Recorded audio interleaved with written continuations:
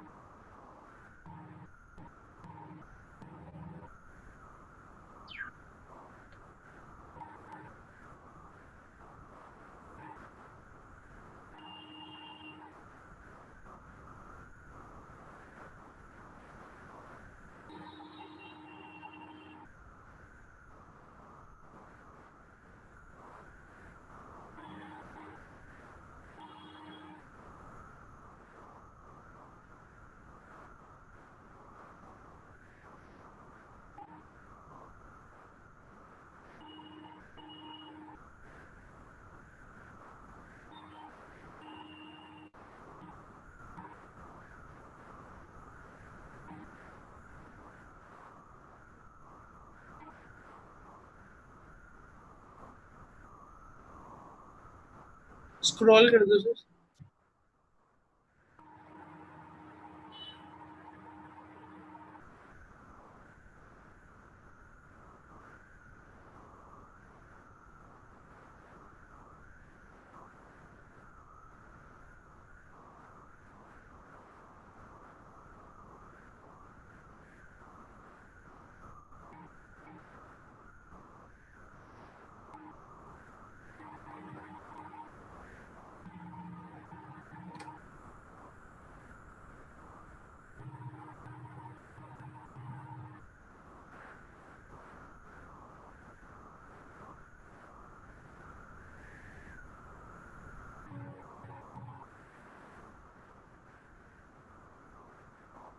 हो गया? हो गया सर।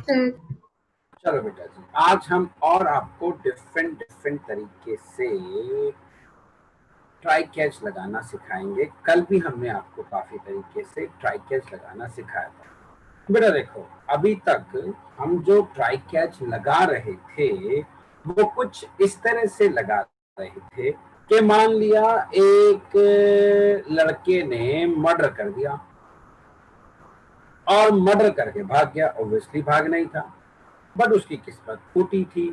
पुलिस को पता लग गया कि इस लड़के ने मर्डर किया है।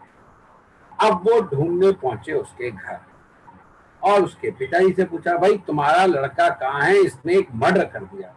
पिताजी बोले, जी मुझे क्या पता, मुझे तो आप ही से पता लग रहा है कि मेरे लड़के ने किसी को टपका दिया। बट पुलिस वाले कहाँ सुनने वाले थे। उन्होंने इसके पिताजी को खूब मारा, खूब मारा। माता जी बचाने आई, उसे भी खूब मारा। भाई खूब मारा, बहन, दीदी, जीजा, चाचा, चाची, ताऊ, ताई, दादा, दादी, पूरी फैमिली को पकड़ा, खूब मारा और सबको जेल में बंद कर दिया। पहुंच गए नाना के यहाँ, नानी को पकड़ा, नानी, मामा, मामी, मासी, मासड़, सबको पकड़ा। खूब मारा और सबको जेल में बंद कर दिया और सबको फांसी दे दी। ये तो कुछ गड़बड़ नहीं हो गई? एक की सजा सबको नहीं मिल गई, गलती तो किसी एक ने की थी और सजा आपने सबको दे दी। बस समझ लो बेटे, अभी तक जो हम ट्राई कैच लगा रहे थे वो ट्राई कैच लगाने की अप्रोच भी हमारी कुछ ऐसी ही थी। हम भी एक की सजा सबको दे रहे थे। लेट अस सपोज आपने ट्राई ब्लॉक के अंदर 100 स्टेटमेंट लिखे बेटे, पहली ही लाइन पे एक्सेप्शन आ गई, नो डाउट उसके बाद आपने कैच लगा रखा था, वो एक्सेप्शन कैच भी हो गई, बट ये रिमेनिंग 99 लाइन तो नहीं चल पाई ना। अब वो तो कह रही है हमें तो चलाओ, हमने क्या पाप किए हैं, त्राही माम हमें तो बचाओ, हमें तो चलाओ, उसकी गलती थी, उसकी वजह से आप हमें एग्जीक्यूट क्यों नहीं कर रहे? यस, एक की सजा सबको मिल रही है।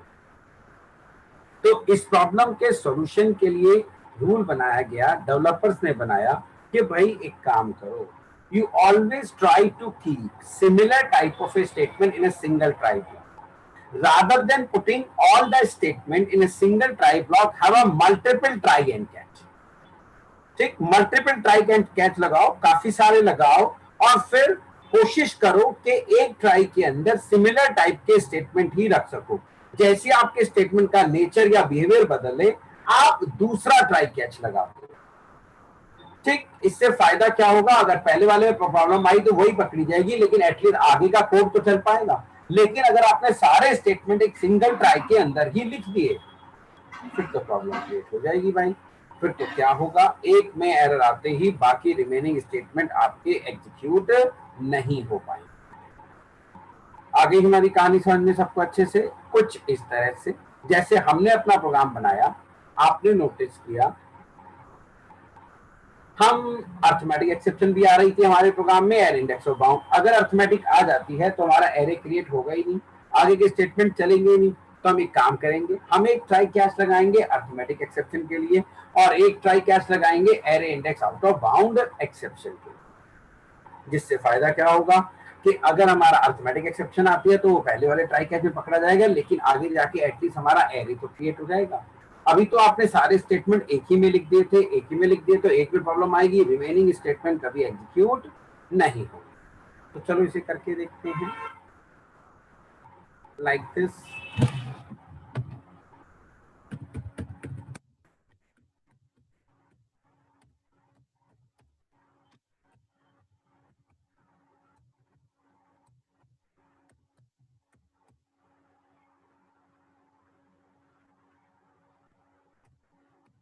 लगाया ट्राई ब्लॉक,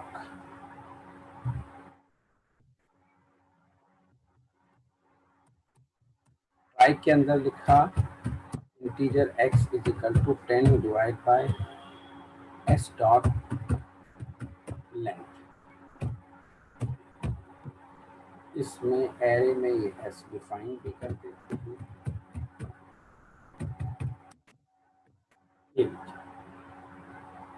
फिर हमने कहा SOP x, कैच लगा लेते हैं, catch argument arithmetic exception,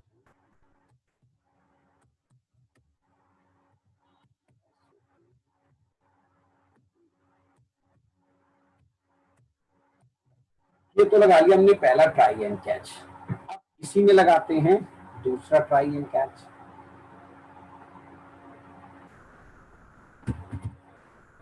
try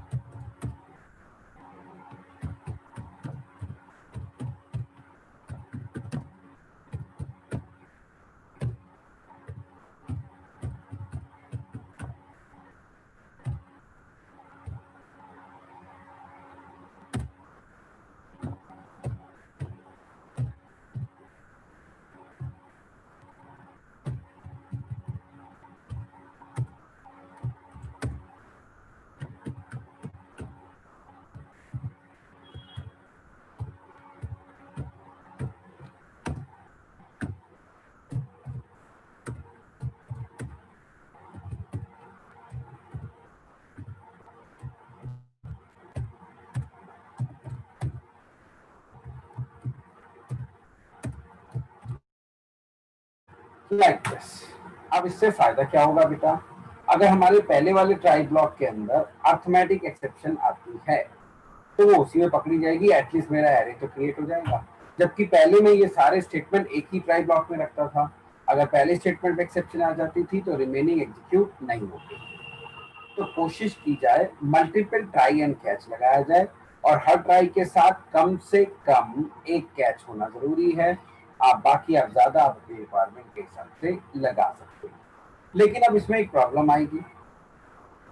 क्या प्रॉब्लम आएगी कि अगर पहले वाले ट्राई कैच में अर्थमेटिक एक्सेप्शन के अलावा कोई और एक्सेप्शन आ जाती है तो प्रोग्राम टर्मिनेट हो जाएगा। कोई बात नहीं, हम उसका भी सॉल्यूशन निकाल लेते हैं। यहाँ पर एक ट्राई के साथ मल्टीपल कैच लगा लेते हैं, दूसरा इसके यही पैरेलल में लिख देता हूँ कैच, जिसमें एक्सेप्शन टाइप का वेरिएबल ले लेंगे, exception E, but same problem तो यहां पर भी आएगी। फिर सेम प्रॉब्लम तो यहां पर भी आएगी। अगर यहाँ array index out of bound के अलावा अगर कोई एक्सेप्शन आ गई तो ये प्रोग्राम भी टर्मिनेट हो जाएगा। तो कोई बात नहीं, यहाँ पर भी हम रिपीट कर देते हैं ये मुझे साहब, कोई दिक्कत वाली बात नहीं है, ठीक। लेकिन इससे क्या होगा, कैच ब्लॉक की रिडंडेंसी हो जाएगी।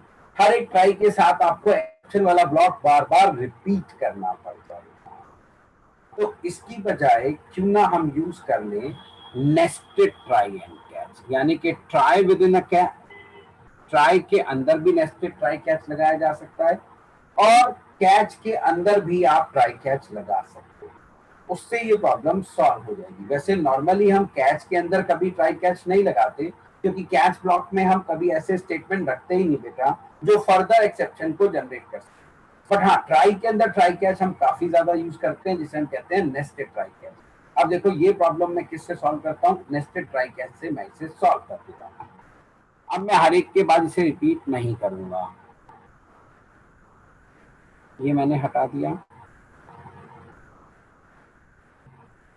मैंने यहां शुरू किया एक आउटर ट्राई,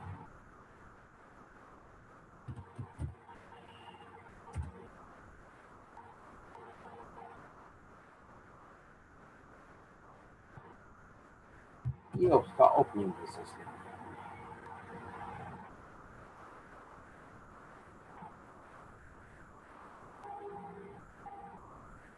लाइक दिस। उसके अंदर ये पहला नेस्टेड ट्राई एंड कैच, ये दूसरा नेस्टेड ट्राई एंड कैच, और यहां जाके हमने ये आउटर ट्राई बंद कर दिया।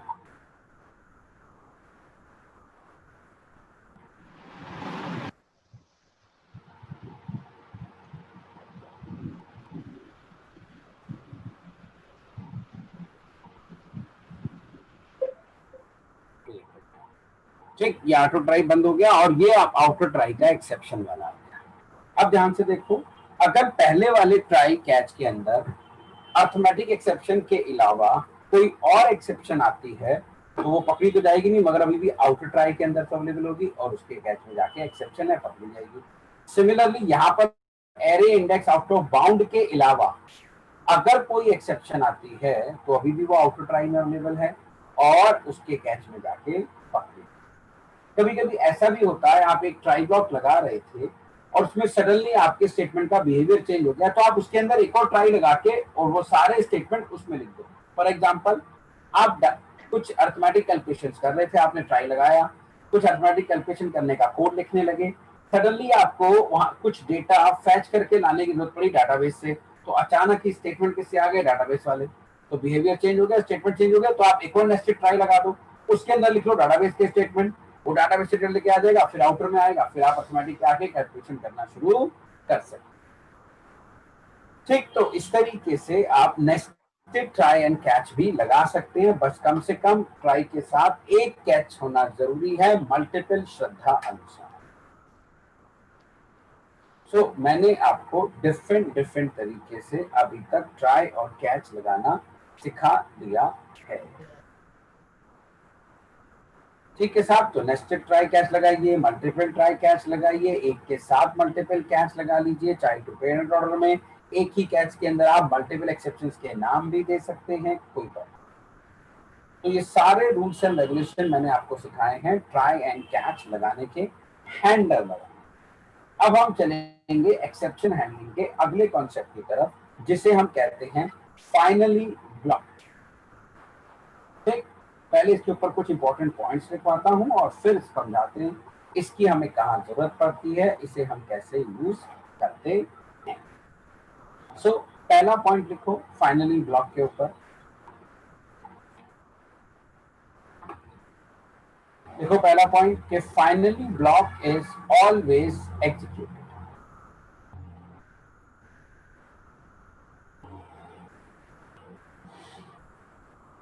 Finally block is always executed, ये इसका सबसे बड़ा और सबसे इंपॉर्टेंट पॉइंट होता है।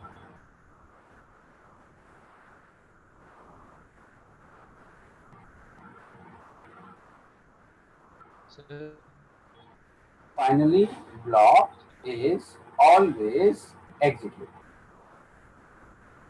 अब इसका मतलब समझो, आप जैसे ट्राई के साथ कैच ब्लॉक लगाते हैं, इन अ सिमिलर मैनर हम ट्राई के साथ फाइनली ब्लॉक भी लगाते हैं। और अगर आपने ट्राई के साथ फाइनली ब्लॉक लगा दिया तो अब ट्राई में चाहे एक्सेप्शन आए या ना आए, चाहे वो पकड़ी जाए या ना पकड़ी जाए, फाइनली ब्लॉक हमेशा चलेगा। It is always executed. इसका सबसे बड़ा पॉइंट यही होता है, ये हमेशा एग्जीक्यूट होता ही है। ठीक है, दूसरा point, it is never use to catch any exception.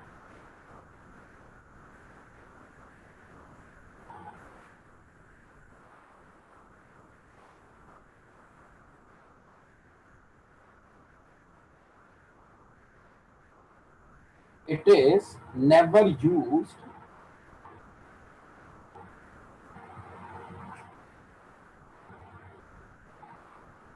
to catch any exception.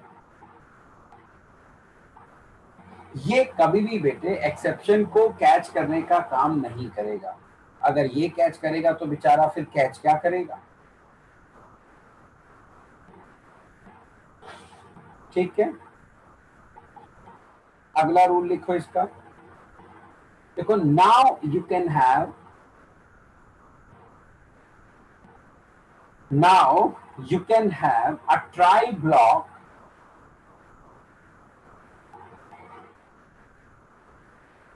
with only finally block. Now you can have a try block with only finally block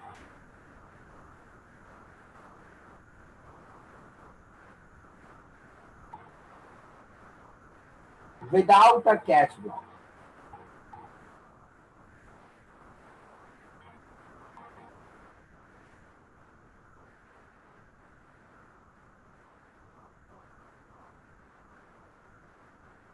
Without a catch block.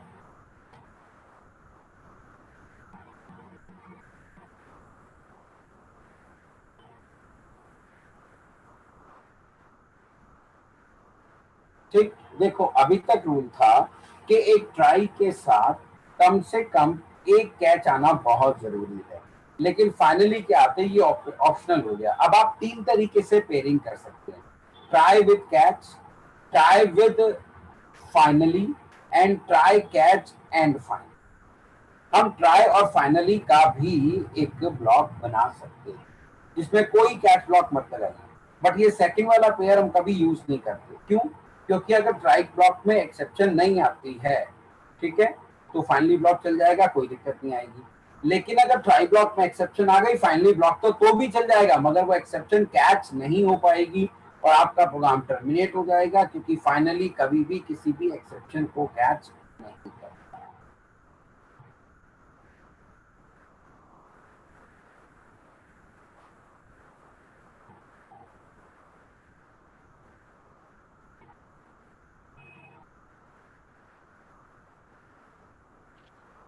ठीक है साहब?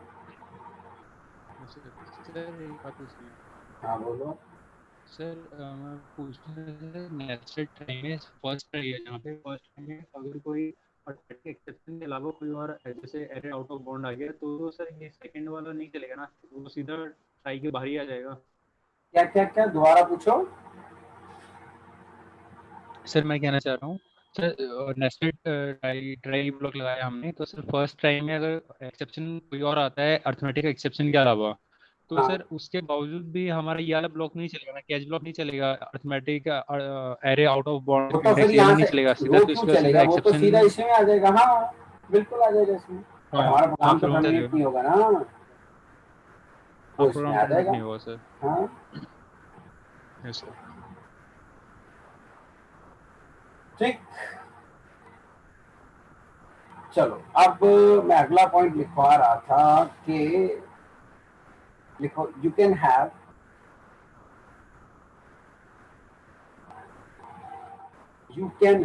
only a one finally block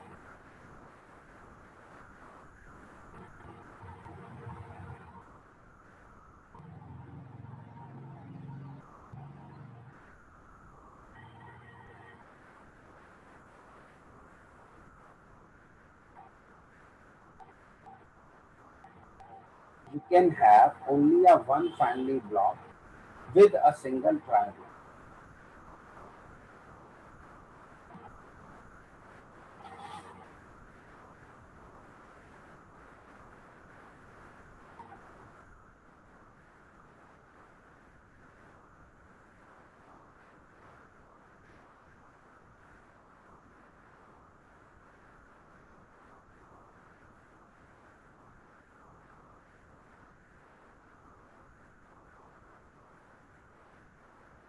sir single के बाद क्या था? With a single try block, मतलब एक try के साथ बेटे एक ही फाइनली ब्लॉक आता है।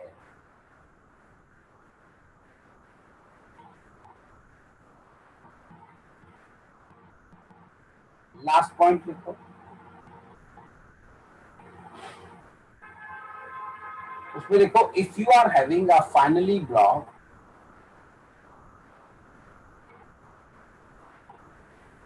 if you are having a finally block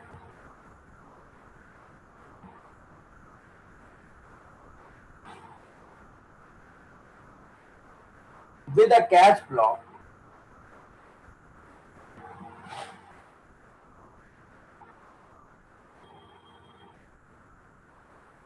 if you are having a finally block with a catch block,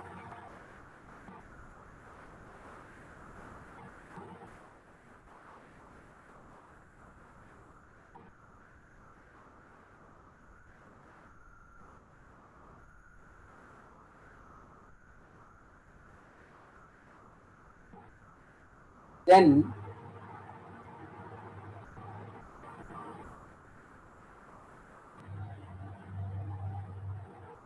it must be the last block.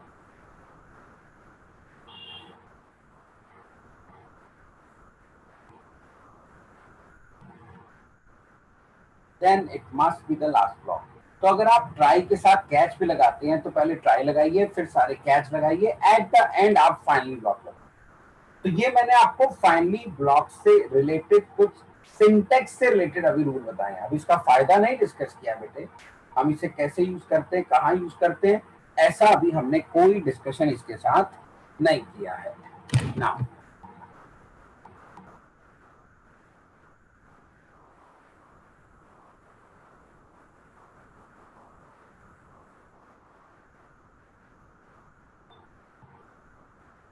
सी हमने ये ट्राई लगाया, फिर ये कैच ब्लॉक लगाया ओपनिंग, और ये फाइनली के आगे हम कोई पेरेंथेसिस नहीं लगाते क्योंकि उससे कंडीशन आ जाएगी और इसे तो हमेशा चलाना है। सो ये फाइनली ब्लॉक हो गया, ओपनिंग एंड क्लोजिंग सबसे नीचे। ये ट्राई, अगर कोई एक्सेप्शन नहीं आई, नो एक्सेप्शन, तो ट्राई के सारे स्टेटमेंट चलाएगा और फाइनली में आएगा स्टेटमेंट चला के बाहर निकल जाएगा। ठीक, अगर ट्राई ब्लॉक में कोई एक्सेप्शन आ गई, लेट अस सपोज आपने पकड़ ली, कॉट इट, फिर कैच के भी सारे स्टेटमेंट चला के फिर फाइनली में आएगा, उसके सारे स्टेटमेंट चलाएगा, बाहर निकल जाएगा। ठीक, अगर आपकी ट्राई में कोई एक्सेप्शन आई है एंड नॉट कॉट, अगर वो पकड़ी नहीं गई तो भी फाइनली में आएगा, सारे स्टेटमेंट चलाएगा और उसके बाद प्रोग्राम को टर्मिनेट करेगा। ठीक, मतलब finally block is always executed if you keep it with a try block. अगर आप इसे ट्राई के साथ लगाओगे तो चाहे उसमें एक्सेप्शन आए चाहे उसमें एक्सेप्शन ना आए, ये 101% एग्जीक्यूट होगा। ठीक है, ये छोटा सा डायग्राम बताओ, फिर इसकी नीड पैदा करो।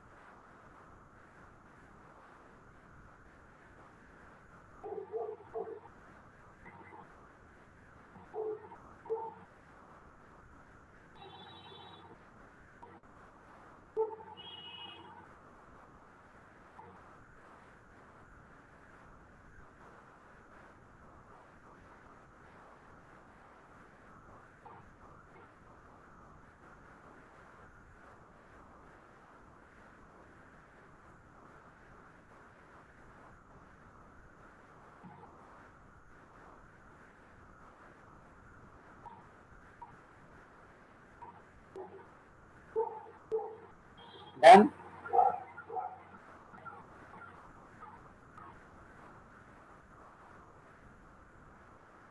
कर दे क्लोज। सर एक बार थोड़ा डायग्राम और बता दीजिए सर। क्या हुआ? सर इसमें आपने ये बताया ना सर कि अगर सर ट्राई के साथ फाइनली चलेगा, अगर एक्सेप्शन होगा फिर भी वो और नहीं होगा फिर भी होगा। एक्सेप्शन आए तो भी चलेगा, नहीं आए तो भी चलेगा, पकड़ी जाए तो भी चलेगा, नहीं पकड़ी जाए तो भी चलेगा, तभी तो ऑलवेज है बेटा।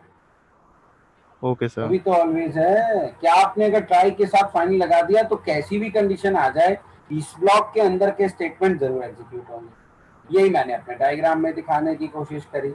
ये रहा ट्राई, अगर इसके सारे स्टेटमेंट चले, कोई एक्सेप्शन नहीं आया तो ट्राई खत्म हो गया, नीचे उतरेगा, फाइनली में जाएगा, उसके सारे स्टेटमेंट चलाएगा, बाहर निकल जाएगा, जैसे कि मेरा डायग्राम बता रहा है।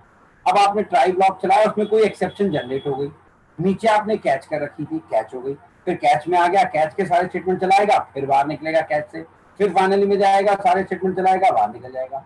फिर ट्राई ब्लॉक में कोई एक्सेप्शन आ गई, लेटर सपोज पकड़ी ही नहीं गई आपसे, पकड़ी नहीं गई तो भी अब कैच तो चलेगा नहीं, तो भी नीचे आएगा नॉट कॉट, फिर फाइनली में जाएगा और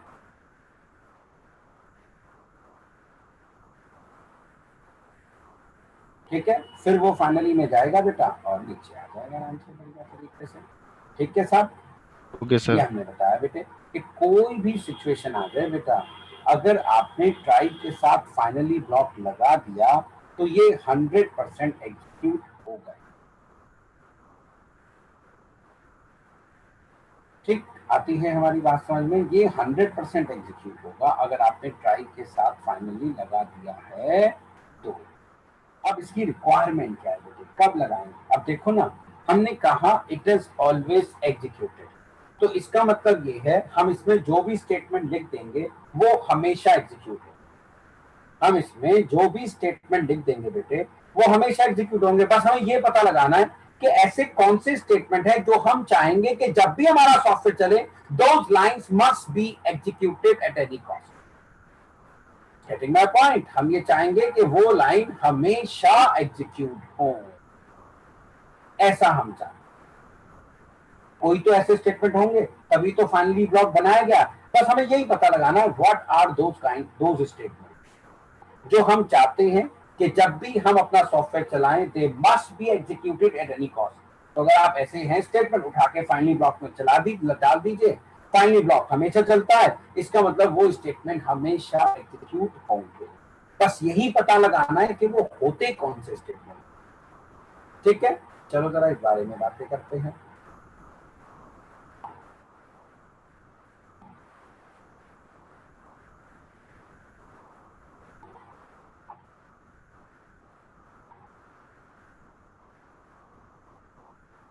एक छोटे से एग्जाम्पल के थ्रू आपको समझाने की कोशिश करता हूं बेटे, वो कैसे स्टेटमेंट होते हैं जिन्हें हम फाइनली ब्लॉक में लिखना पसंद करेंगे, जिन्हें हम चाहेंगे कि जब भी हमारा सॉफ्टवेयर चले वो हर हालत में एग्जीक्यूट होने ही चाहिए। लेट अस सपोज बेटा मैंने ये ट्राई ब्लॉक लगाया और इसके अंदर एक कनेक्शन टाइप का वेरिएबल डिफाइन कर दिया है जो एक डाटाबेस से कनेक्शन को होल्ड करता है। यहां मैं बना देता हूं अपना प्यारा सा एक डाटाबेस।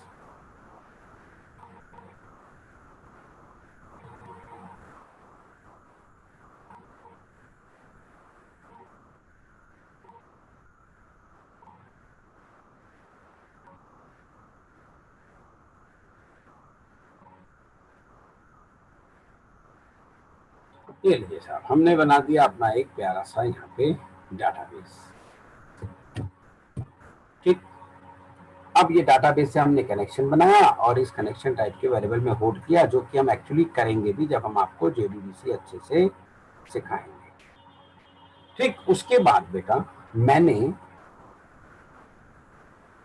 इस कनेक्शन को यूज करके यहाँ पे ये 3 क्वेरी फायर करी।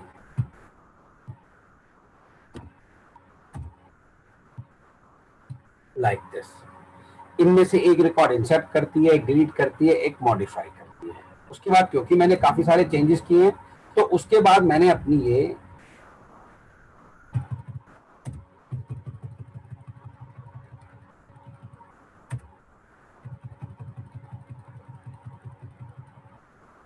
ये कुछ बैकअप कमांड्स भी चलाएंगे और फिर लास्ट में जाके इस कनेक्शन को क्लोज कर दिया। ये मैंने इसे चलाया, नीचे मैंने कैच लगा दिया,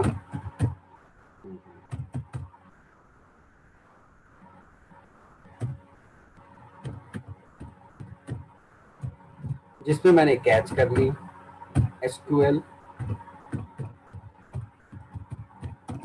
एक्सेप्शन। मुझे पता था SQL एक्सेप्शन आ सकती है, ये ओपनिंग और ये क्लोजिंग लगा दिया हमने उसका। ठीक, इस तरीके से हमने इसे बनाया।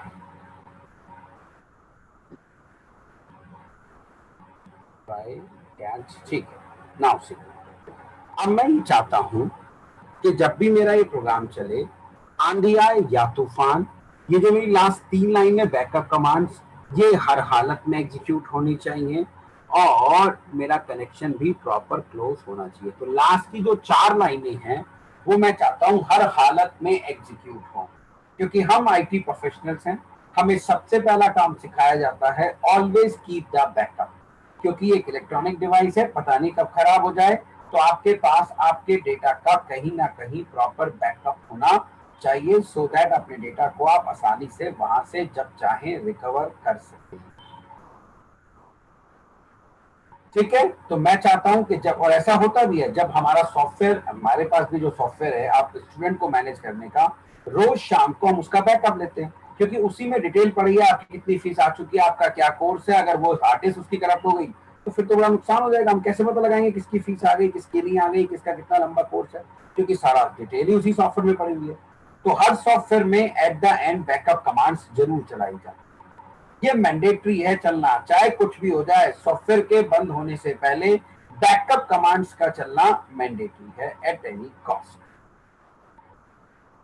गॉट इट बेटा। दूसरा है रिसोर्सेज को क्लोज करने वाली कमांड। आप देख सकते हैं अगर ये क्लोज मेथड हमें दिया गया तो इंटरनली जब हम डाटाबेस से कनेक्शन बना रहे हैं तो वो कुछ रिसोर्सेज को यूज करता है, और जब हम क्लोज मेथड चलाते हैं तो रिसोर्सेज को प्रॉपर बंद किया जाता है।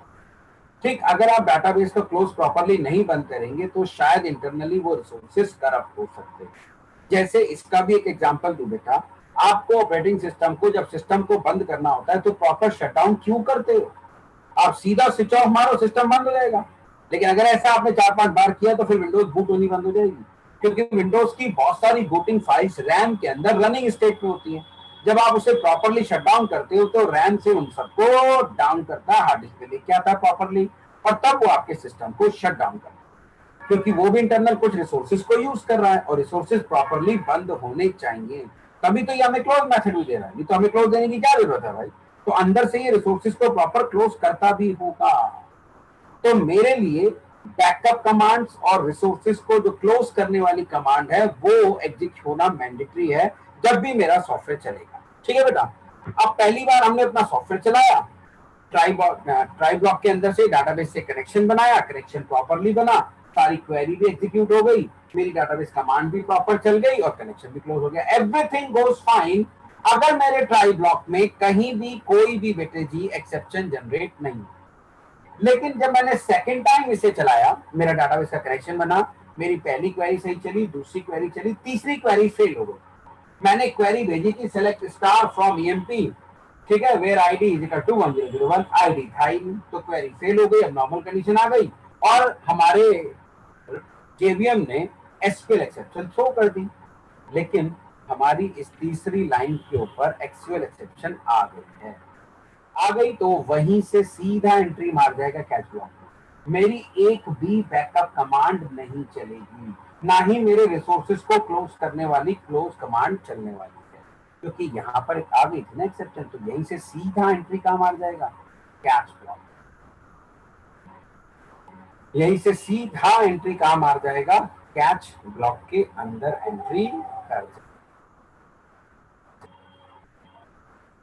ठीक है, आ गई हमारी कहानी समझ में? ये तो गड़बड़ हो गई भाई। जबकि मैं कह रहा था कि मेरी बैकअप कमांड्स का चलना मैंडेटरी है, साथ साथ रिसोर्सेज का क्लोज होना भी मैंडेटरी है मेरे लिए। तो एक काम करते हैं बेटे, क्यों ना हम अपनी बैकअप वाली कमांड कैच ब्लॉक में भी लिख दें, रिसोर्सेज को क्लोज करने वाली कमांड कैच ब्लॉक में भी लिख दें और ट्राई में भी लिख देते हैं। इससे फायदा क्या होगा? अगर खाली ट्राई चलता है तो ट्राई से चल जाएंगी, और कोई प्रॉब्लम आती है तो वो कैच से चल जाएंगी। आइडिया तो अच्छा है बेटे, लेकिन फिर आपको क्या करना पड़ेगा? आपने जितने कैच लगाए हैं सब में ये लाइन रिपीट करनी पड़ेगी, पता नहीं ना कौन सा चल जाए। फिर आप कहोगे सर हम सिंगल एक्सेप्शन वाला लगा देंगे, हाँ वो भी लगा सकते हैं, उससे आपको हर एक में रिपीट नहीं करना होगा, बस 2 ही बार रिपीट करना होगा, एक बार ट्राई ब्लॉक में और एक बार बेटा कैच ब्लॉक के अंदर आपको ऐसा करना होगा। चलो ये भी ठीक है, लेकिन अगर कोई आउट ऑफ स्टैक एरर आ गई, कुछ और एरर आ गई इसके अंदर, अब तो आपका प्रोग्राम टर्मिनेट हो जाएगा अगर कोई एरर जनरेट हो जाती है तो। ठीक, क्यों ना इन सब प्रॉब्लम की बजाय हम सिंपल सा एक सॉल्यूशन निकालें।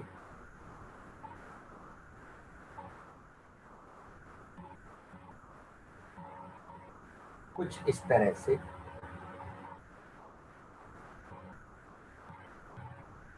ये मेरे कनेक्शन की कमांड हो गई और ये एसक्यूएल क्वेरी की कमांड हो गई। ये मैंने ट्राई में लिखा, फिर कैच में आया,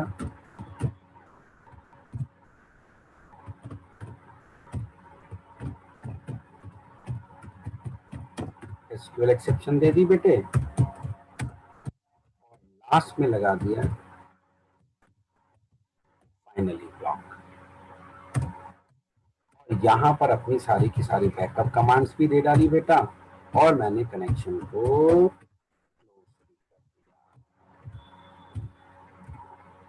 लाइक दिस। हो गया हमारा काम अच्छे से बेटे। अब अगर ट्राई ब्लॉक के अंदर कोई भी एक्सेप्शन नहीं आती तो कनेक्शन भी बनेगा, सारी क्वेरी सक्सेस चलेगी, नीचे आ जाएगा, बैकअप कमांड्स लेगा, क्लोज करेगा, बाहर निकल जाएगा। अगर यहाँ पे कोई एक्सेप्शन आ गई, एसक्यूएल एक्सेप्शन पकड़ी जाएगी, फिर ट्राई के साथ फिर बाहर आएगा, फिर बैकअप कमांड चलाएगा, क्लोज करके निकल जाएगा। और तीसरा, अगर कोई एरर भी बाई चांस आती है तो भी नीचे आएगा, फाइनली के सारे स्टेटमेंट चलाएगा और तब कहीं जाके आपके प्रोग्राम को टर्मिनेट करेगा। सो अक्सर हम ये फाइनली ब्लॉक में लिखते क्या है? यही कमांड्स लिखते हैं जो मैंने आपको सिखाया बेटे, बैकअप कमांड्स और रिसोर्सेज को क्लोज करने की कमांड। मे बी हमने डाटाबेस कनेक्शन बनाया हो, फाइल कनेक्शन बनाया हो, नेटवर्क कनेक्शन बनाया हो, तो ये सारे कनेक्शंस को हम जब भी चाहेंगे, जब भी हमारा प्रोग्राम बंद हो, ये प्रॉपरली क्लोज होने चाहिए और कुछ भी चेंजेस जो डाटाबेस में हुआ उसका बैकअप दूसरी लोकेशन पे जाना ही चाहिए। तो बैकअप कमांड्स का चलना भी मैंडेटरी है। तो रिसोर्सेज को क्लोज करने की कमांड हम लिखते हैं, बैकअप कमांड्स हम जनरली फाइनली ब्लॉक में लिखते हैं। तो एक छोटा सा रूल लिख लो कि finally block is generally used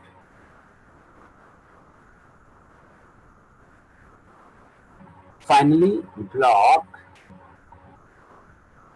is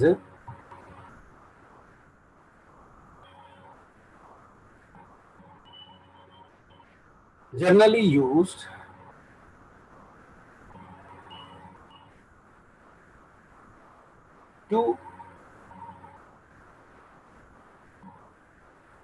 to keep the statements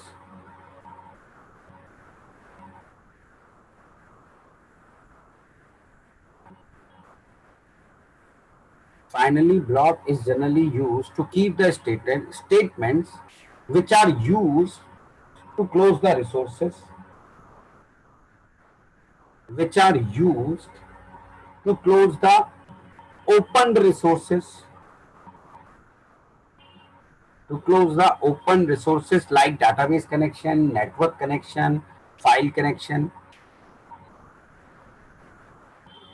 like database connection, network connection, file connection, and taking a backup.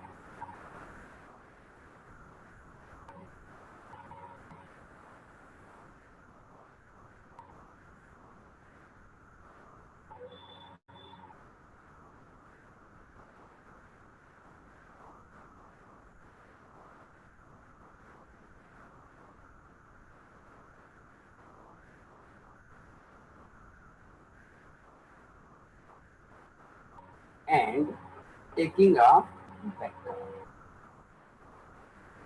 So generally ऐसे स्टेटमेंट ही फाइनली ब्लॉक में हम लिखते हैं।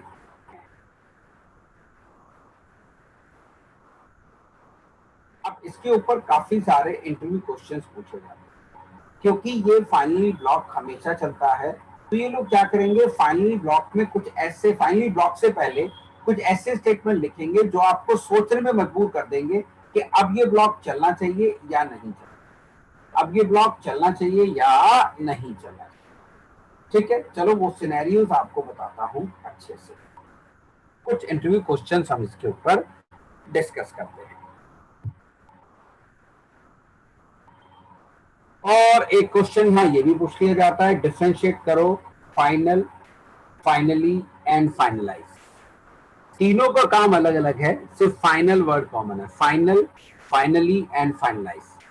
फाइनलाइज मेथड हम पढ़ चुके हैं, फाइनल कीवर्ड हम पढ़ चुके हैं और फाइनली ब्लॉक हम पढ़ रहे हैं। तीनों के काम अलग हैं, बस पूछ लेते हैं क्योंकि तीनों में फाइनल वर्ड कॉमन है। अब जरा इंटरव्यू क्वेश्चंस के बारे में बातें करते हैं।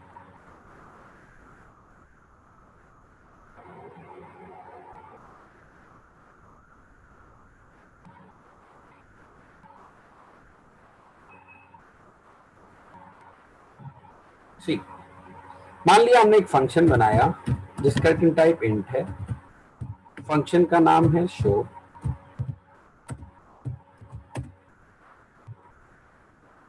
यहां पे लगाया एक ट्राई ब्लॉक। अब क्योंकि फंक्शन एक इंटीजर टाइप की वैल्यू रिटर्न करता है तो आपको इससे रिटर्न वैल्यू देनी ही पड़ेगी। मैंने लिख दिया रिटर्न 20।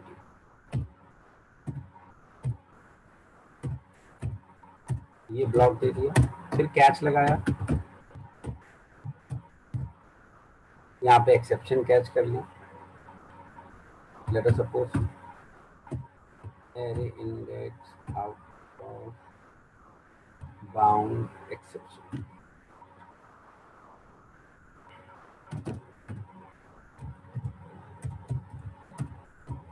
और अब लगाया फाइनली और यहां से रिटर्न करा दिया 40। ठीक, और ये बंद कर दिया हमने अपना सारा काम। फंक्शन भी हमने बंद कर दिया। Got it. अब मैं इस फंक्शन को कॉल करता हूं। मान लिया स्टैटिक फंक्शन है, अपनी क्लास में कहीं से भी हम इसे कॉल कर लेते हैं। Then I said integer z is equal to show।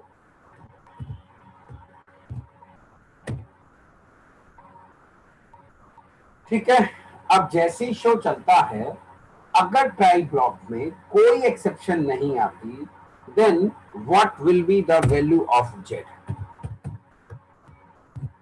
और आप एक फंक्शन में दो रिटर्न स्टेटमेंट दे सकते हैं डिफरेंट डिफरेंट ब्लॉक के अंदर। आप अक्सर ऐसा करते भी हैं, इफ तो ये रिटर्न हो जाए, एल्स तो ये रिटर्न हो जाए।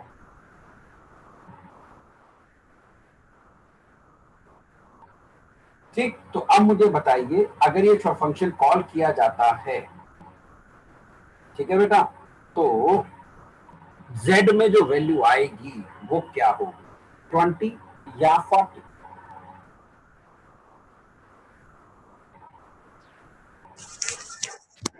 20 सर। 20, पहला आंसर आया 20, 40 सर। एक आया 40।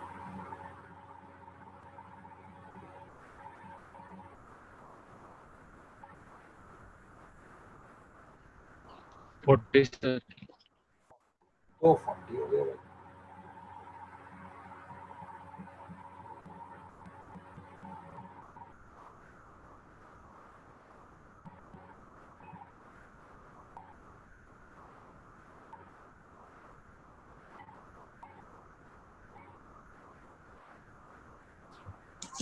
दोनों ही आ गया सर 2040। अरे ये तो बिल्कुल ही मत कहिए, ये तो तुम पटांग बात ही कर, एक ही वैल्यू आएगी। जब एक ही बार एसओपी लिखा, दो वैल्यू कैसे आ जाएंगी? प्रिंट तो एक ही करेगा, दो वैल्यू थोड़ा प्रिंट करेगा। जब हमने एसओपी में एक ही बार z लिखा, तब 20 आएगा सर। सुनो, अगर आप कहते हैं 20, तो आपके कान पकड़ेगा, जोर से मरोड़ेगा और कहेगा, भाई साहब आप तो कहते हो फाइनली हमेशा चलता है, यहाँ तो फाइनली चला ही नहीं, इसका मतलब तो फाइनली का रूल टूट गया। आपके कान मरोड़ देगा वो ऐसा कहते। यस, क्योंकि आप ये कह रहे थे कि फाइनली हमेशा चलता है। और अगर आपने कहा 40, फिर दूसरा कान पकड़ेगा, उसे भी जोर से मरोड़ देगा। वो कहेगा वो ऐसे कैसे हो सकता है, रिटर्न स्टेटमेंट चलने के बाद कर्सर हमेशा वहां चला जाता है जहां से फंक्शन कॉल हुई है, और एक फंक्शन में दो दो रिटर्न कभी एक साथ नहीं चल सकते। ऐसा कैसे? क्या ये पहला रिटर्न नहीं चलाएगा? बिल्कुल चलाएगा, जब उसमें कोई एक्सेप्शन ही नहीं है। अब आप क्या करें? आप रिटर्न 20 कहते हो, तो कहेगा भाई साहब तो रिटर्न स्टेटमेंट का रूल कैसे तोड़ सकता है, क्योंकि रिटर्न चलते ही कर्सर वहां पहुंचा दिया जाता है जहां से फंक्शन कॉल हुई है, उसके बाद का कोई स्टेटमेंट एग्जीक्यूट नहीं होता। ठीक, और अगर आप कहते हो 20, तो फिर वो कहेगा बाबूजी फाइनली कहां चला, आप तो कह रहे थे ये हमेशा चलता है, इट इज ऑलवेज एग्जीक्यूटेड, आप तो कुछ ऐसा कह रहे थे।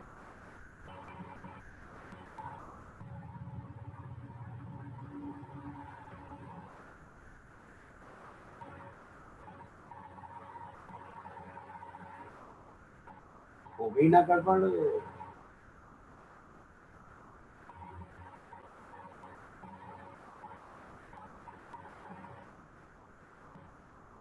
ठीक है साहब, चलिए मैं आंसर बताता हूँ।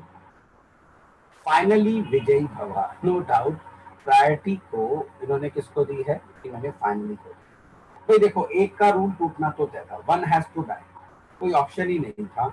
हिंदी फिल्म है, दो हीरो हैं, एक हीरोइन है, एक को तो लास्ट में मरना ही पड़ेगा। एक को गोली लग जाएगी विलेन की, फिर वो हीरोइन का हाथ पकड़ेगा और उससे कहेगा, हीरो का हाथ पकड़ेगा, अच्छा बहना खुश रहना, टपक जाएगा बेचारा। एक को तो मरना ही था। तो यहाँ पर इन्होंने रिटर्न के रूल को ब्रेक किया। नो डाउट रिटर्न 20 चलाया, उसकी वैल्यू बफर में रखी, फिर रिटर्न 40 चलाया, जिससे कि उसकी वैल्यू को ओवरराइट किया, और तब वो जेड में डाला। अगर आप कभी किसी को, आप में से किसी को टाइम मिले पढ़ने का, प्रैक्टिस करने का, तो जरूर चला लेना। वैसे उम्मीद तो कमी है, कोई भी नहीं कोई प्रोग्राम। अरे मैंने तुम्हें वो भी तो देने थे असाइनमेंट, एरे के काफी सारे हो गए, थोड़े से ही रह गए बस। याद है एरे के असाइनमेंट दिए थे मैंने काफी सारे, किसी को याद नहीं है? क्या बात, असाइनमेंट के नाम पर इतना सन्नाटा। चलो कोई बना ही नहीं पाता होगा, एक्चुअली किसी से बनते भी नहीं, बस का भी नहीं आजकल के। चलो खैर, लीव इट। गीता में लिखा है कर्म की तो फल की चिंता मत करो। सो फिलहाल ऐसा होने वाला है। ठीक है, प्रायोरिटी गोज टू फाइनल। ऐसे ही इसी पे अब हम एक और इसी सिचुएशन पे एक और इंटरव्यू क्वेश्चन डिस्कस करते हैं। हमने लिखा integer x is equal to 10 divide by 0। यहाँ पे हमने लिख दिया बेटा int x is equal to 10 divide by 0। अब 10 डिवाइड बाय 0 लिखा तो अर्थमेटिक एक्सेप्शन जनरेट हो गई। अब ये वाला रिटर्न स्टेटमेंट तो नहीं चलेगा, ठीक है। ये एक्सेप्शन यहाँ पर क्या पकड़ी जाएगी? नहीं पकड़ी, क्योंकि मैंने कैच कौन सी कर रखी है? Array index out of bound. Exception generate हो गई, नहीं पकड़ी गई, नहीं पकड़ी गई, तब भी कहता है कि फाइनली के सारे स्टेटमेंट चलाएगा तब बाहर जाएगा। तो बताइए अब फाइनली चलना चाहिए या नहीं चलना चाहिए, जबकि एक्सेप्शन पकड़ी नहीं गई है। ये सारे रूल्स एंड रेगुलेशन जो आते हैं वो हमेशा रिटर्न को लेके आते हैं। रिटर्न ना होता फिर तो कोई दिक्कत नहीं, फाइनली की आउटपुट दे ही देते। क्या अब ये फाइनली चलना चाहिए या नहीं चलना चाहिए? दोनों केस में फिर आपको कहेगा, आपने कहा नहीं फाइनली चलेगा, चलेगा तो 40 रिटर्न होगा, 40 जेड में आएगा, फिर जेड पिट भी होगा और आगे के सारे स्टेटमेंट प्रॉपर्ली एग्जीक्यूट हो जाएंगे। लेकिन फिर एक्सेप्शन कहाँ गई? हमने तो ये भी पढ़ा था कि अगर एक्सेप्शन आती है और ना पकड़ी जाए तो प्रोग्राम टर्मिनेट हो जाता है। ये तो नॉर्मली कंटिन्यू हो गया, जबकि एक्सेप्शन तो कहीं कैच ही नहीं हुई। और अगर आप कहते हैं बिना फाइनली चलाए ही प्रोग्राम टर्मिनेट हो जाएगा, फिर वो आपसे कहेगा भाई साहब फाइनली तो हमेशा चलता है, फाइनली तो हमेशा चलता है। ठीक है, आती है हमारी बात समझ में सबको अच्छे से? तो यहां पर भी फिर से priority goes to a finally, exception will be killed automatically, exception automatically kill कर दी जाएगी। ठीक है, यहां भी प्रायोरिटी किसको देगा? फाइनली को। 40 बकायदा रिटर्न भी होगा, फिर वो जेड में आएगा, प्रिंट भी होगा और प्रोग्राम आगे कंटिन्यू हो जाएगा। देख लो, हमने एक्सेप्शन को पकड़ा भी नहीं है, उसके बावजूद भी हमारा प्रोग्राम नॉर्मली एग्जीक्यूट हो रहा है। Got it? आती है हमारी बात समझ में सबको अच्छे से? तो हर बार ये फाइनली को प्रायोरिटी दे देते हैं, तभी तो बेटा इसके पीछे लगाया गया है कि फाइनली इज ऑलवेज एग्जीक्यूट, ये ब्लॉक हमेशा चलता है। Got it? अब लास्ट में क्वेश्चन पूछा जाएगा, is there any condition in which the finally block is not executed? क्या कोई ऐसी कंडीशन है जावा में अगर वो अकर हो जाती है और फाइनली ब्लॉक ना चलता हो? Yes, there is only a one condition. If it occurs before the finally block, then finally block is not going to be executed. There is only a one condition in Java. तो ये तो बहुत आसान है याद करना। आपसे जब भी फाइनली से रिलेटेड कोई भी क्वेश्चन पूछा जाए कि भाई फाइनली एग्जीक्यूट होगा नहीं होगा, आप सिर्फ एक कंडीशन चेक कीजिए, अगर वो फाइनली ब्लॉक से पहले अकर हो रही है तो फाइनली नहीं चलेगा, अदरवाइज आप हर कंडीशन में प्रायोरिटी किसको दे दीजिए? फाइनली को दे दीजिए, उसी के आउटपुट पे टिक लगा दीजिए। बस एक ही तो कंडीशन आपको ध्यान रखनी है, दैट्स इट।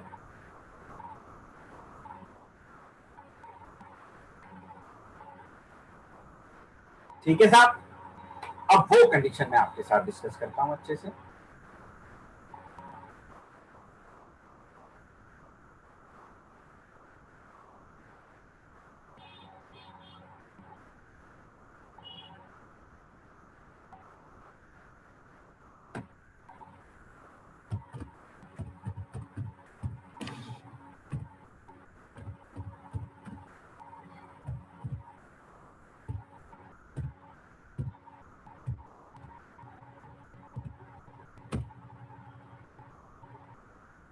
देख, हमारे पास सिस्टम क्लास का एक स्टैटिक मेथड है एग्जिट, जिसमें इंटीजर टाइप का आर्गुमेंट जाता है और हमने उसमें 0 पास कर दिया, इंटीजर लेता है।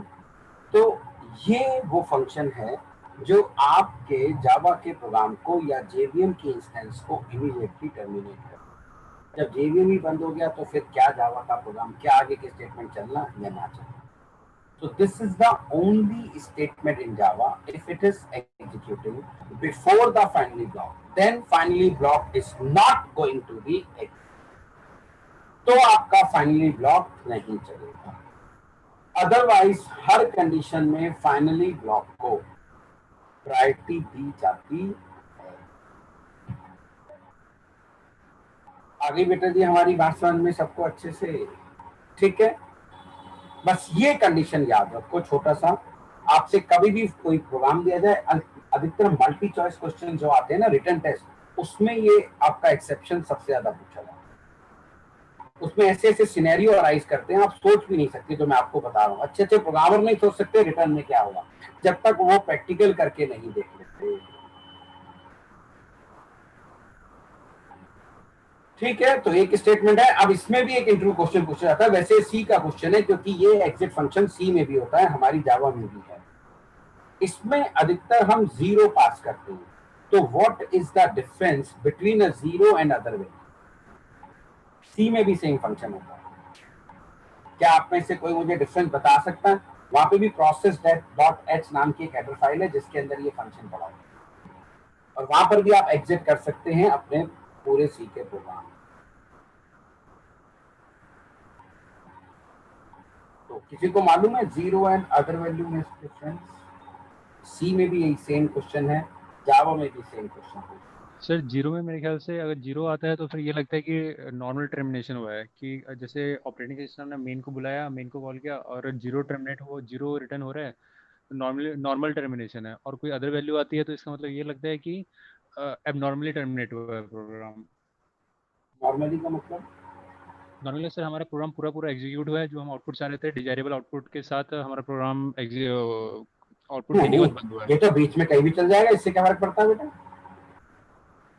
डिजायरेबल आउटपुट का क्या मतलब है मेरे बच्चे?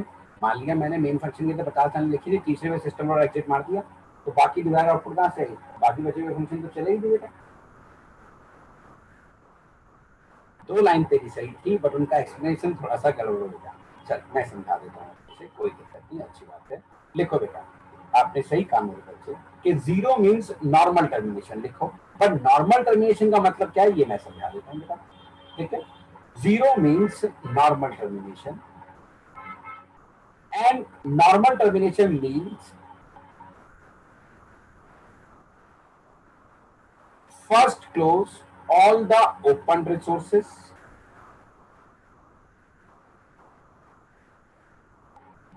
first close all the open resources and then terminate the program. For example, system dot exit चलने से पहले आपने डाटाबेस कनेक्शन बना रखा था, नेटवर्क कनेक्शन बना रखा था, फाइल कनेक्शन बना रखा था, और आपने सिस्टम डॉट एग्जिट चला दिया और उसमें जीरो दिया, तो इन दैट केस आप जीरो के थ्रू जेवीएम को कह रहे हैं कि please close all my open resources and then terminate the program. ठीक है, जबकि अदर वैल्यूज का मतलब क्या लिखो? अदर वैल्यू मीन्स अब normal termination, other value means abnormal termination, and abnormal termination means immediately terminate the program, immediately terminate the program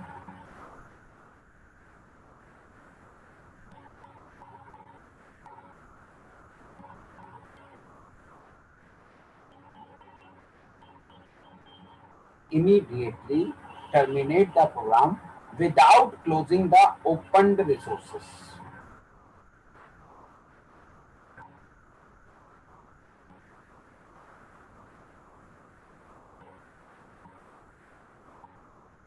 Without closing the opened resources.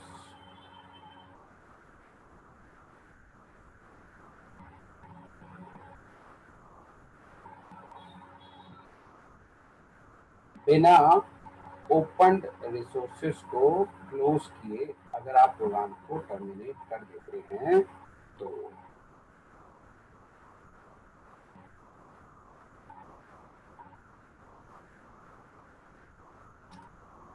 ठीक है। अब आता है एक नया कॉन्सेप्ट जेडीके 1.7 से। जेडीके 1.7 से एक और नया कॉन्सेप्ट आया है हमारे पास, automatic resource handling. Automatic resource handling. और देखो हम फाइनली ब्लॉक के थ्रू भी क्या कर रहे थे, रिसोर्स को हैंडल कर रहे हैं, उसी को बंद कर रहे हैं। और अगर ये ऑटोमेटिकली हो जाए तो फिर तो फाइनली ब्लॉक की जरूरत ही नहीं है। बस यही इंटरव्यू क्वेश्चन बहुत ज्यादा पूछा जाता है कि यार ऑटोमेटिक रिसोर्स हैंडलिंग जब आ गया तो फाइनली ब्लॉक की जरूरत क्या है, वहां भी तो हम रिसोर्सेज को ही हैंडल करने का काम कर रहे थे। ठीक, तो पहले मैं समझाता हूँ ऑटोमेटिक रिसोर्स हैंडलिंग है क्या। ये जेडीके 7 के अंदर हमें फीचर दिया गया था, और फिर बताऊंगा इसका फाइनली ब्लॉक से कोई लेना देना नहीं, उसका काम अलग है, इसका काम अलग है। उसके सारे रूल्स एंड रेगुलेशन आपको पहले मैं समझाता हूं ऑटोमेटिक रिसोर्स हैंडलिंग। ठीक,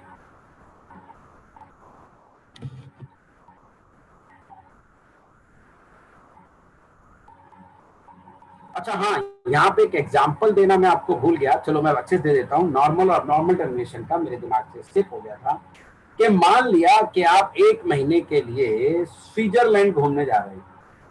मान लिया आप 1 महीने के लिए स्विट्जरलैंड घूमने जा रहे हैं। अब घर में ताला लगाने का वक्त आ गया है और घर में सारी इलेक्ट्रॉनिक डिवाइसेस चल रही हैं।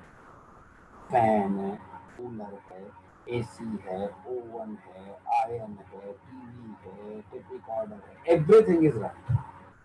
तो एक तरीका तो ये, इन सबको प्रॉपरली ऑफ कीजिए, उसके बाद मेन स्विच ऑफ कीजिए और घर चले जाइए, मतलब चले जाइए अपना airport. That is what normal tradition. पहले जितनी भी इलेक्ट्रॉनिक डिवाइसेस ओपन थी आपने उनको प्रॉपरली क्लोज कर दिया है एंड देन आपने मेन स्विच को ऑफ किया। यहाँ पर भी यही है, सारे ओपन रिसोर्सेज को क्लोज कर दिया तब प्रोग्राम को टर्मिनेट किया। एक तरीका है, बस जाते हुए मेन स्विच ऑफ कर जाओ, सारे के सारे अपने आप बंद हो जाए।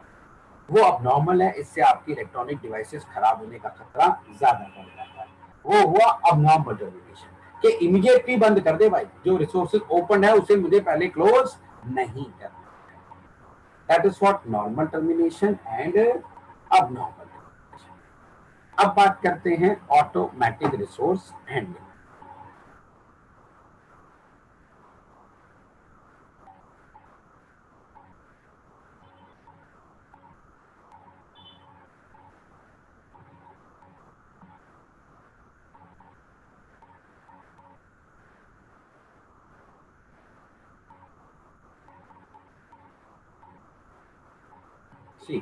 हमने लगाया एक ट्राई ब्लॉक और यहां पे मैं कुछ रिसोर्स ओपन कर रहा हूं। मैंने एक ऑब्जेक्ट बनाया, फाइल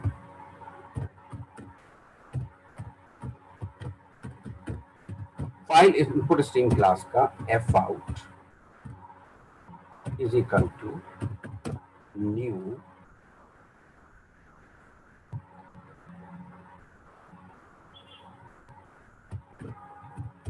फाइल आउटपुट स्ट्रिंग, और इसमें एक फाइल का नाम दे दिया। तो ये एक मेरा रिसोर्स ओपन हो गया जिससे मैंने एक फाइल से कनेक्ट कर लिया, फाइल से कनेक्शन बना लिया। हम आगे पढ़ेंगे बेटे ये फाइल, इसका काम है फाइल में डेटा राइट करना। हमने एक और रिसोर्स ओपन किया,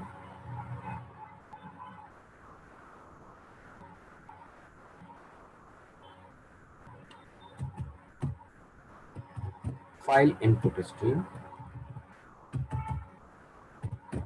जिससे की हेल्प से हम फाइल से डेटा रीड करते हैं। ठीक है, 2 रिसोर्सेस ओपन हो गए। उसके बाद बेटे हमने लेटर सपोज fout.w राइट, इसके थ्रू कुछ डेटा ये फाइल में राइट किया, कोई दिक्कत नहीं थी। ऐसे ही हमने fin से कुछ डेटा रीड भी करा, कोई दिक्कत नहीं थी। दोनों रिसोर्सेज को प्रॉपर यूज किया। अब वक्त आया है, मेरा जब ट्राई ब्लॉक खत्म हो रहा है, कुछ डेटा फाइल में डेटा राइट भी कर लिया, रीड भी कर लिया, अब मैं चाहता हूं अपने इन रिसोर्सेज को क्लोज करूं। तो दोनों के क्लोज मेथड हैं fout.close, फिर मैंने कहा fin.close,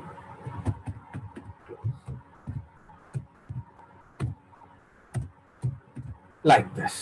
नीचे हमने कैच लगा रखा था।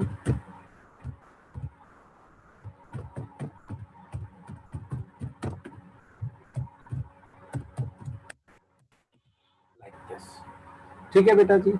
तो अब जेडीके 1.7 से क्या हुआ, इन्होंने एक रूल बनाया। इन्होंने कहा कि अगर आप ट्राई ब्लॉक के अंदर कोई भी रिसोर्सेज को ओपन करते हैं तो आपको लास्ट में जाके उसे क्लोज करने की कोई जरूरत नहीं है। जैसे ही कर्सर ट्राई ब्लॉक को लीव करेगा, whenever it leaves the try block, these resources must be closed automatically by the JVM। ये रिसोर्सेस आपको बंद करने की जरूरत नहीं है, और इन्हीं रिसोर्सेस को तो हम फाइनल ब्लॉक में जाके बंद भी कर रहे थे, और जब ये अपने आप ही बंद हो जाएंगे, जैसे ही कर्सर ट्राई ब्लॉक से बाहर आ गया तो फाइनल में जाके क्लोज करने की जरूरत नहीं। चाहे मैं यहाँ क्लोज करूं, चाहे मैं फाइनल में क्लोज करूं, क्लोज तो मुझे करना ही था मेरे बच्चों, फिलहाल मैंने यही क्लोज कर दिया। तो अब जो फीचर आया है वो ये कहता है कि अगर आप ट्राई ब्लॉक के अंदर कोई भी रिसोर्सेज पैदा करते हैं तो you are not required to close that. Whenever the cursor leaves the try block, these resources will be closed automatically by the JVM, और ये उनके रिसोर्सेज के ऑब्जेक्ट के ऊपर क्लोज मेथड ही चलाएगा।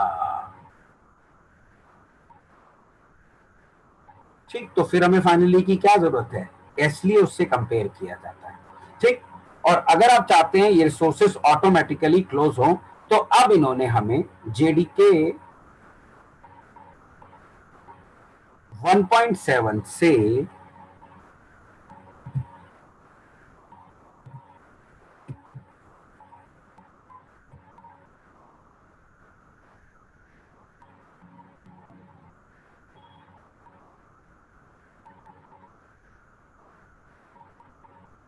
ये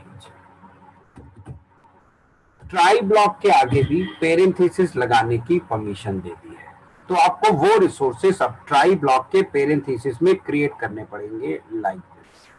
ये ट्राई ब्लॉक शुरू हुआ, इसके सामने पेरेंथेसिस पहले नहीं लगा सकते थे। ये पहला रिसोर्स सेमीकोलन, दूसरा रिसोर्स, और यहां जाके आप इसके पेरेंथेसिस को बंद कर दीजिए,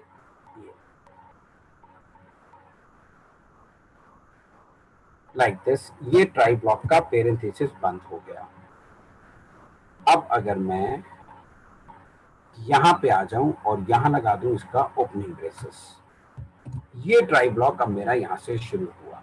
तो ये दोनों के दोनों रिसोर्सेस मैंने अब ट्राई ब्लॉक के पेरेंथेसिस में ओपन कर लिए हैं बेटे। अब जैसे ही आपका कर्सर ट्राई ब्लॉक के बाहर जाएगा, चाहे आपका ट्राई ब्लॉक नॉर्मली क्लोज हो, चाहे एक्सेप्शन की वजह से क्लोज हो, these resources will be closed automatically। ठीक, बस आपको शर्त यही है कि आपको वो रिसोर्सेस कहां क्रिएट करने पड़ेंगे, ट्राई ब्लॉक के पेरेंथेसिस के अंदर क्रिएट करने पड़ेंगे। अब ये इन दोनों ऑब्जेक्ट के ऊपर, एक से ज्यादा करने हैं तो सेमीकोलन लगा दो सेपरेटर के लिए, एक ही करना है तो एक ही यूज कर दो।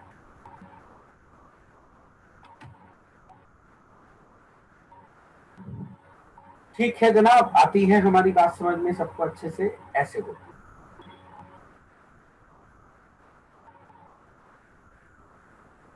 This is known as automatic resource handling. अब इसके कुछ रूल हैं।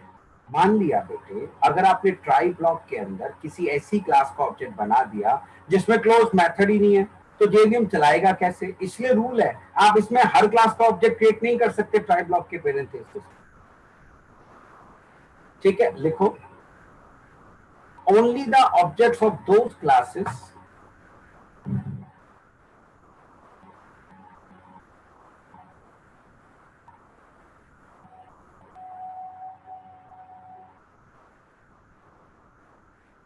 only the objects of those classes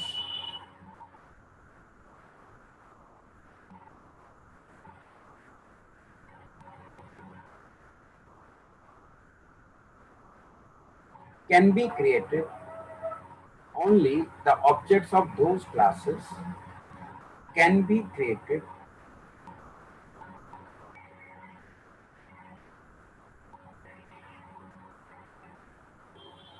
within a parenthesis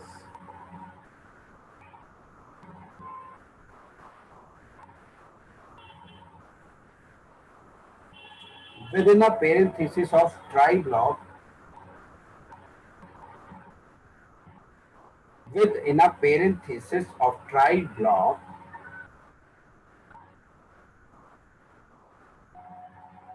which are implementing a closable interface।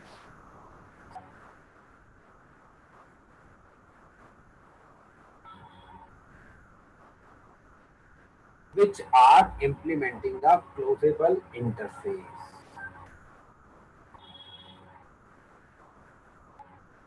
Closable के बाद क्या बोला सर? क्लोजेबल इंटरफेस बेटा, ऑटो क्लोजेबल एक इंटरफेस है, not closable, auto closable interface.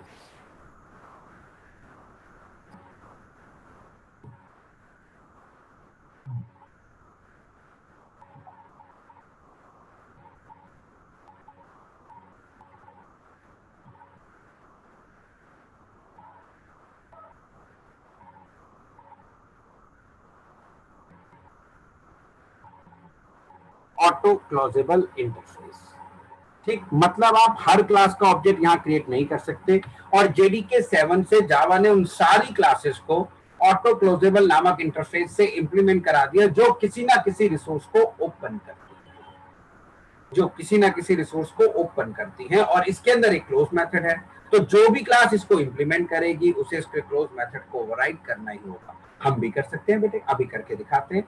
हम भी अपनी क्लास को ऑटो क्लोजेबल से इंप्लीमेंट करा लेंगे, उसके क्लोज मेथड को ओवरराइड कर देंगे, फिर उसका ऑब्जेक्ट बनाएंगे ट्राई के पेरेंथेसिस में। देखना जैसे ही ट्राई ब्लॉक से कर्सर बाहर निकलेगा, हमारी क्लास का क्लोज अपने आप चला दिया जाएगा। ठीक, अब इसके साथ एक और है कि जो भी रिसोर्सेस आप ट्राई ब्लॉक के पेरेंथेसिस में क्रिएट करोगे, दे मस्ट बी लोकल। वो आप ट्राई ब्लॉक के बाहर नहीं डिफाइन कर सकते। आप ऐसा नहीं कर सकते बेटे कि यहां पर आपने फाइल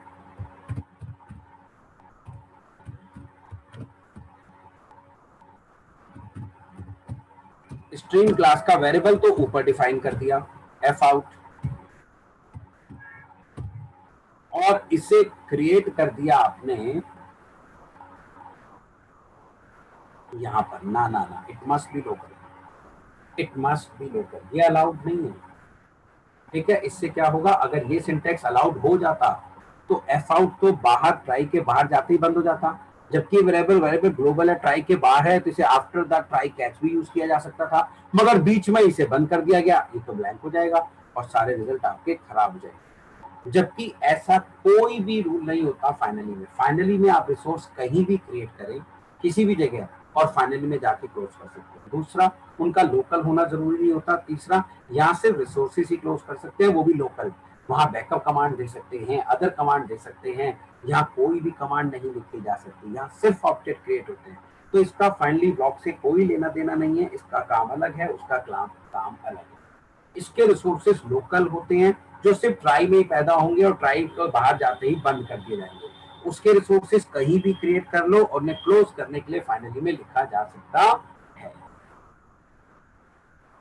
ठीक, और वहां बैकअप कमांड्स भी लिखी जा सकती है, अदर कमांड्स भी लिखी जा सकती है। यहाँ कमांड लिखने का तो कोई सवाल ही पैदा नहीं होता, यहाँ सिर्फ ऑब्जेक्ट। ठीक है, तो एक और रूल लिख लो, whatever resources you create, whatever resources you create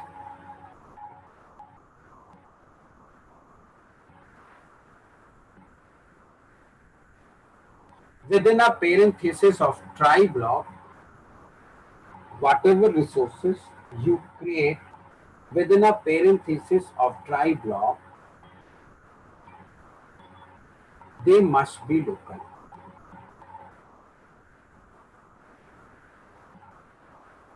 And they are closed in a reverse order.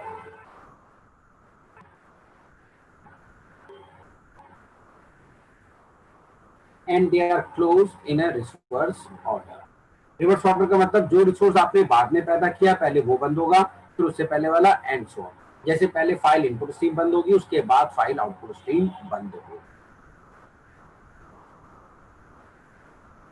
ठीक है, तो ये कुछ रूल है हमारे किसके, ऑटोमेटिक रिसोर्स हैंडलिंग।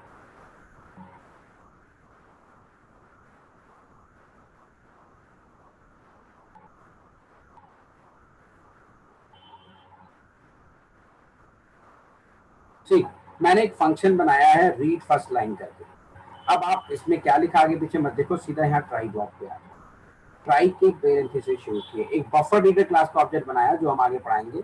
ये पूरा बफर रीडर, अब क्योंकि ये ट्राई के पेरेंथेसिस के अंदर पैदा हुआ है, जैसे ही कर्सर बाहर आएगा, चाहे एक्सेप्शन से बंद हो चाहे नॉर्मली बंद हो, कोई फर्क नहीं पड़ता, ये क्लोज हो जाएगा। तो यहाँ पे हमने सिर्फ ये ट्राई कैच दिखाने की कोशिश करी, कैच बिन लगाया, सिर्फ आपको ट्राई समझाने की कोशिश करी। ये देखो, इसको एक्सप्लेन किया। In this example, the resource declared in a try with resources statement is a buffer reader. The declaration statement appear within a parenthesis immediately after the try keyword. The class buffer reader in Java 7 and later implements the interface auto closable जो lang package में है. Because the buffer reader instance is declared in a try with resource statement, it will be closed regardless whether the try statement completes normally or abruptly. चाहे वो normally बंद हो चाहे normal, और आप एक से ज्यादा भी डिफाइन कर सकते हैं यूजिंग मल्टीपल रिसोर्सेज। ठीक है, अब फिर से एक फंक्शन बना दिया, प्रिंट फाइल जावा 7 करके। आ जाओ यहाँ पे ट्राई जाओ, ये पहला रिसोर्स, सेमीकोलन, ये दूसरा रिसोर्स, और ये पेरेंथेसिस बंद। नीचे क्या लिखा है कोई फर्क नहीं पड़ता, हमें सिर्फ इस रिसोर्सेज समझ लो। आ जाओ, this example creates two resources inside the parenthesis after the try keyword, a file input stream and a buffer input stream. Both these resources will be closed automatically when the execution leaves the try block. The resources will be closed in a reverse order of the order in which they are created or listed inside the parenthesis. So first buffer input stream, क्योंकि ये बाद में resource पैदा हुआ था, and will be closed and then file input stream. ठीक है, अब इसका प्रोग्राम चला लेते हैं, फिर दोनों कॉपी करा देंगे आपको।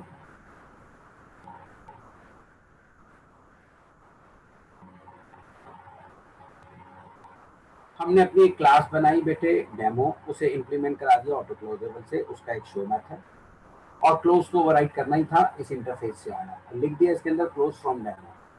एक और क्लास बना ली डेमो 1, शो 1 मेथड दे दिया, इसमें भी क्लोज फ्रॉम डेमो 1। तो दो हो गए मेरे पास।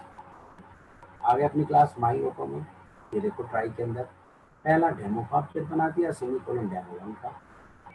अब मैं फिलहाल इन दोनों को कमेंट्स बना रहा हूँ, दोनों ऑब्जेक्ट बनाए, दोनों के शो चलाए, बाहर आ गया। आप देख रहे हैं मैंने कहीं कोई भी क्लोज नहीं चला है। अब ये नॉर्मली बाहर आ जाएगा बेटे, और आपके दोनों को क्लोज चलते हुए नजर आएंगे। पहले किसका चलता हुआ नजर आएगा? पहले आपको नजर आएगा डेमो 1 का, फिर डेमो। सेव कर लेते हैं जरा।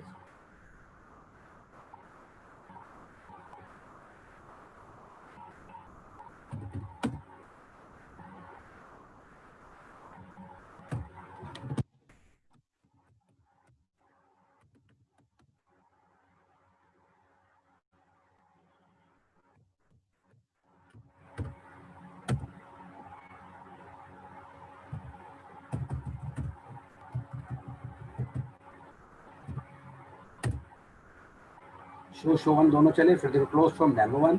अब देखते हैं एक्सेप्शन आ जाए और पकड़ी ना जाए, क्या तब भी ये चलेंगे या नहीं चलेंगे। देखो एरे इंडेक्स ऑफ फॉर्म पकड़ रखा है, जबकि जनरेट कौन सी कर रहा हूँ,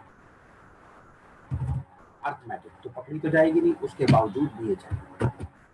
पकड़ी जाएगी तो भी ये चलेगी।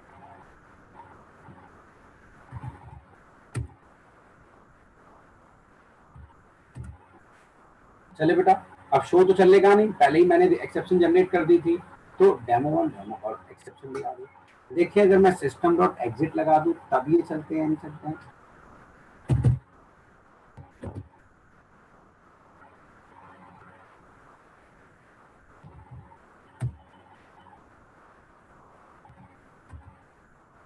नहीं चला, क्योंकि एग्जिट के बाद कोई स्टेटमेंट चलता ही नहीं, प्रोग्राम ही टर्मिनेट हो जाता है बेटा, जेवीएम की इंस्टेंस ही खत्म हो जाती है।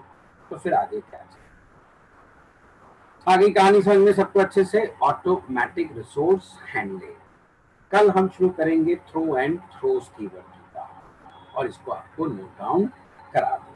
ठीक है, चलिए कल मिलते हैं आपसे आगे की कहानी। Thank you sir.